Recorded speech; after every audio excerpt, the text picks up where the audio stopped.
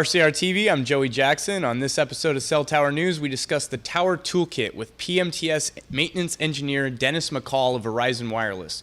We talk hotel base stations, DAS and small cell networks, VoLTE, as well as how Dennis helped put a murderer behind bars. All that and more. Stay tuned.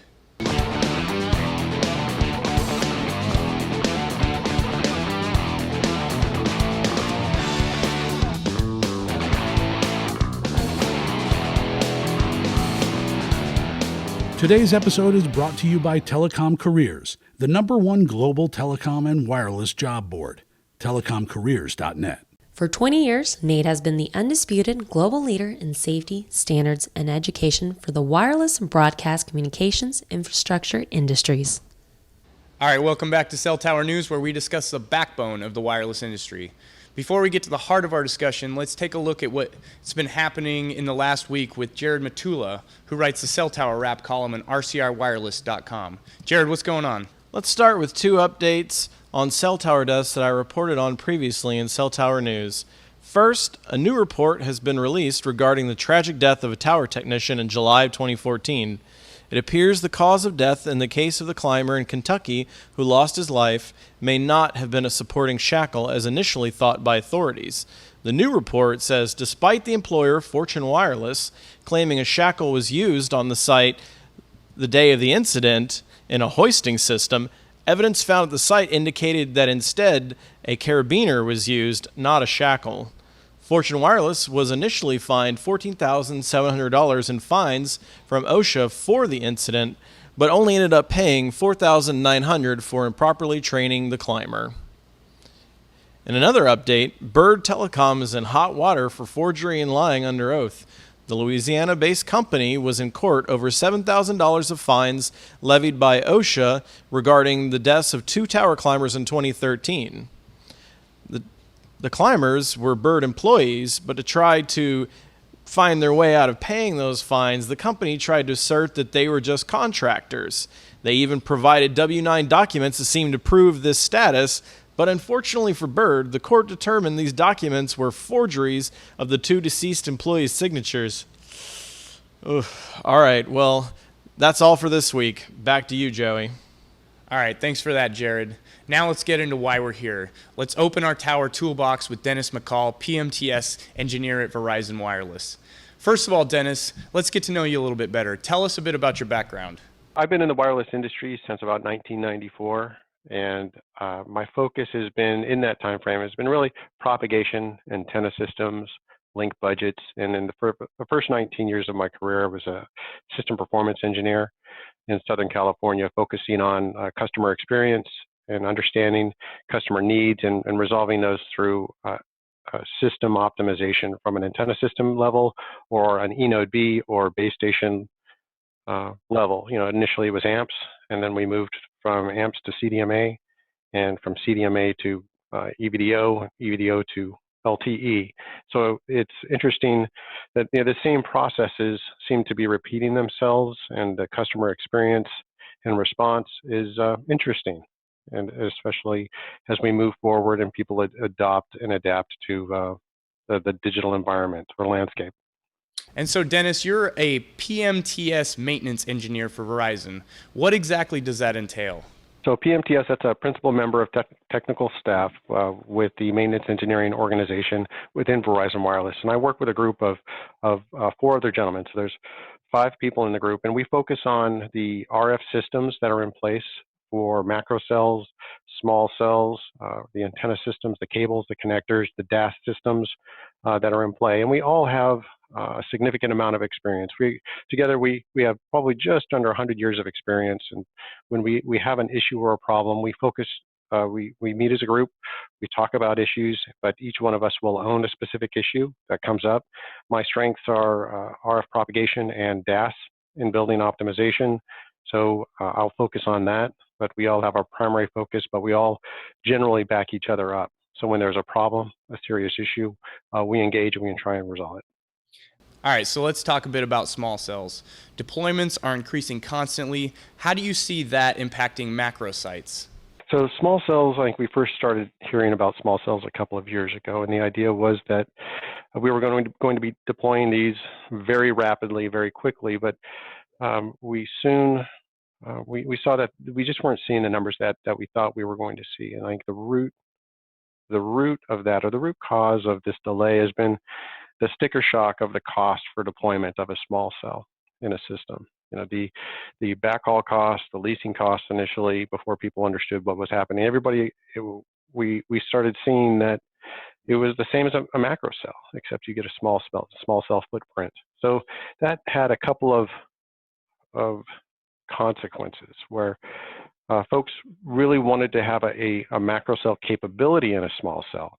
But the definition of a small cell, I think initially was a low power idea. But the small cells that we're actually seeing being deployed have macro cell power in many cases. Now, we'll throttle back and use what is needed, but they certainly, it's nice to have that headroom to use. So when we talk about a small cell deployment, the idea is that you have a macro cell or a macro system deployed. You cover a large area, but you have these gaps where there are maybe a lot of customers at cell edge that are operating at very low modulation code schemes, which is a burden for capacity. So the idea is, of course, you drop these in.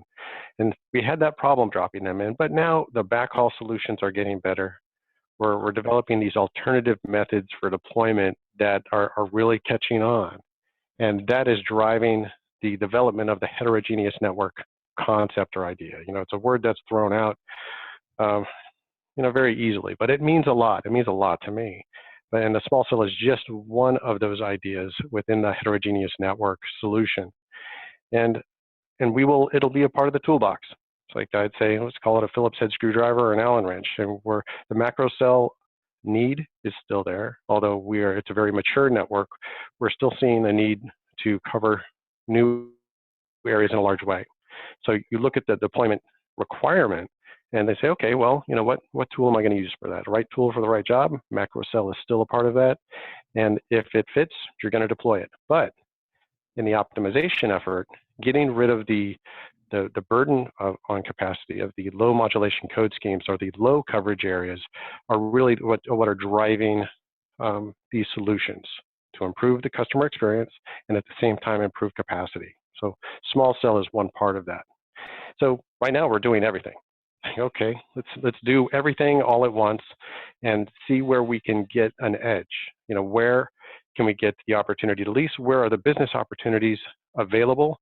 Engage on those and try to engage on these opportunities efficiently and reduce the amount of rework or trouble. And that's where the maintenance engineering group comes into focus. We want to make sure that the antenna systems and the cables and the connectors, the alarming and the processes are in place so that we just deploy it and hopefully it just works beautifully for decades to come. All right, Dennis, so you talked about the toolkit. Let's talk about another tool in the toolkit, base station hotels. Where do they fit in best with macro DAS and small cell networks? The base station hotels or BBU hotels are part of the CRAN idea, or you can even consider ODAS to be a part of that. So the need is to provide coverage, could be high power coverage, could be low power coverage, but we're trying to minimize the footprint in the that last point, that the point at which we're going to transmit to the customer. So in the case where we can put a remote radio head, a remote radio unit, small cell, or even you can call it an ODAS solution out in the field, put it on a pole, and if that's all we have there, then that lease space is advantageous. It's easier to lease. Maybe the people aren't going to be as upset. It's unobtrusive. It's something that they can't see. So aesthetically and economically, it's a great solution. But you still need to make sure that you have a base station feeding it. So the idea of having a BBU hotel where you take all of the baseband units and you feed, let's say, the entire planet with a single location, would be the ideal solution, but we have limitations on timing, we have limitations on space, so we try to gain the benefit of let's say existing cell sites are a good example. You want to deploy a small cell or an ODAS node relatively close to an existing macro cell that has space. Well, why wouldn't you just throw that in there? And so that's the idea. I think we will see BBU hotels constructed from the ground up as BBU hotels, but initially it's important to get these concepts out of the door, get them in the field so that we can fail or learn. I think there's an engineering term. It's like fail fast. You absolutely have to get stuff out the door. Don't try and be better. Try and be good enough. Get it out the door. Don't screw up too bad. Try not to, but or find the opportunities for improvement as soon as possible, and then resolve them, and then improve on that. And that's the process we're in now. There are BBU hotels that are out there, and we're learning rapidly, and we're trying to socialize the benefits that we're seeing, and the benefit. We're trying to share the key learnings, right? The best practices is really the focus. And that's another part of the maintenance engineering role, is to capture these opportunities and publicize them within the Verizon community so that everybody sees them. All right, so let's move on to VoLTE's role in all this. As VoLTE continues to gain footing, do you see an increased need for macro sites to accommodate dropped calls at the edge? So the driving element will be the user experience and how upset they get. Like when we talk about the optimization effort, when you look at the link budget for a VoLTE call, there's not a lot of data that's transitioning. The latency is a requirement. You need to keep the latency down, keep the jitter down. You need to make sure that the handoffs are happening efficiently. And when we talk about this cell edge performance, it's the edge of the link budget. So things like fade margin and interference margin that are in the link budget start becoming very critical. Because you start running out of gas, you start looking at the weight of your vehicle and the drag coefficients to really get you there. And so when we try to improve that link budget, there's a few ways to do it. The best way to do it is to get the transmitter right next to the user. But in some cases that's possible. We see the eFemto solutions coming into play. I think we are working with Samsung and their eFemto, and that idea is let's get them right next to the transmitter and fill that gap. But that only works for one person. Now you could deploy a small cell, but there's going to be a requirement for lease space. The community is going to have to generally accept it. You're going to have to work that into your budget, and it's going to have to be a location that has a lot of people. So, but if this is a large area with a lot of people and there's no cell service, then the macro system still fits. But then you have to go back to the actual physical requirements that are present. It's like, what neighborhood is it? I mean, it seems that as people are accepting data or requiring data to be a part of their lives, it's becoming easier to get into a lot of neighborhoods. But the neighborhoods that are driven by aesthetics are extremely difficult. But even those communities see the benefit, and they're actually recently. We've had discussions with some very affluent neighborhoods, and they have said that they're concerned about property values and the lack of digital coverage. Well, that's a game change. That's part of what we're seeing. It's the evolution of the user experience and what they require, what they deem necessary, and where their concerns are. Because I do not want to belittle or put down anybody that is concerned about safety relative to wireless services. But this is part of the evolution. We want to ride the wave. We want to do the best we can with what we have, be the most efficient, and provide the best service, and keep on working, keep on driving, keep on improving. So back to your original question, macro cells, sure, absolutely. It's like it's meeting a large need with an efficient solution, but it has to fit. You can't force it. Absolutely, that's one thing that I've learned over the last couple of decades. Don't try and force a solution. You can either prepare, but I saw a quote from Abraham Lincoln, I believe it was, where he said, if you give me 6 hours to chop a tree down, I'm going to spend the first 4 hours sharpening my axe. It's like, okay, that's the right solution. Get the community on board, get everybody on board, and find out where it is that they're going to be okay with it. Make sure that that's something that they want, and then engage. And then it's a great outcome. When everybody comes together and works on these solutions, it's perfect. It's beautiful. But when you try and force the situation, it usually takes a lot longer, and it upsets people unnecessarily. All right, Dennis. So for my final question, let's switch gears a little bit.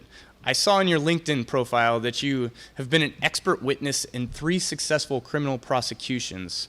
What can you tell me about that process? I've certainly focused on RF propagation, and I enjoy it. I think it's very important to follow your passion when looking at a career. And I've enjoyed it. I spent a lot of time and effort in really understanding how these systems work. And on occasion,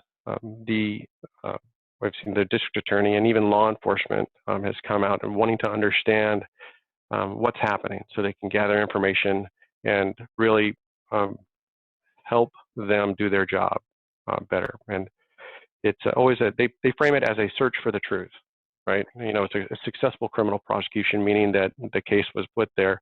And in these cases, fortunately, there really was no question. These people were guilty, and they performed some very heinous acts, and they deserve to be put away. But they make these statements, and as part of the digital lifestyle, they have these phones on them. And in one case, there was a gentleman that said he was not at a location where in fact a couple of murders were being committed, but he received a call, and he made a statement that no, he was in one location versus another location, and the question was, is that possible?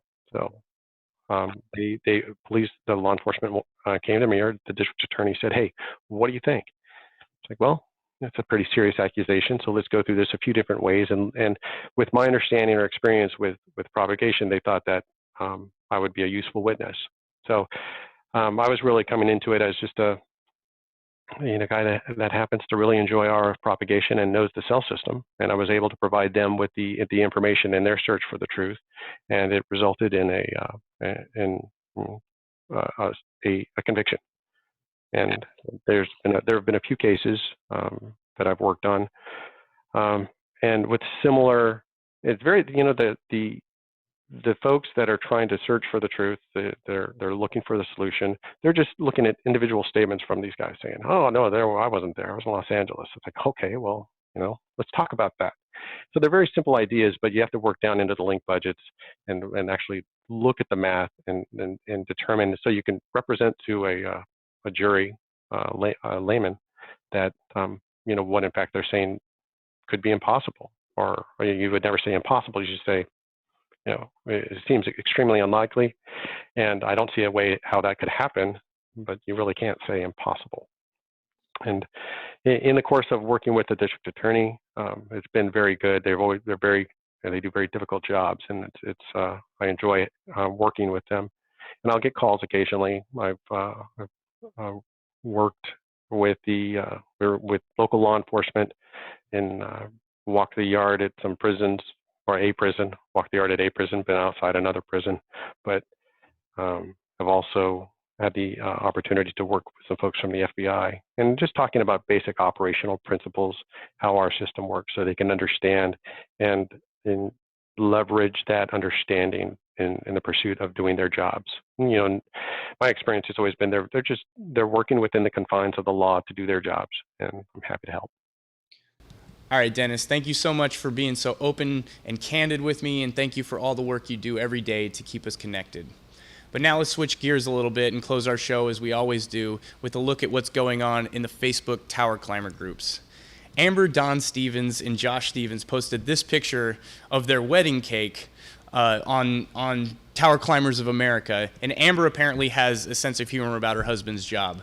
The cake's decked out with a full-blown tower, and the bride, if you look a little closer, is trying to hold the groom back from climbing the tower. I'm sure that a lot of tower families can relate to that sentiment.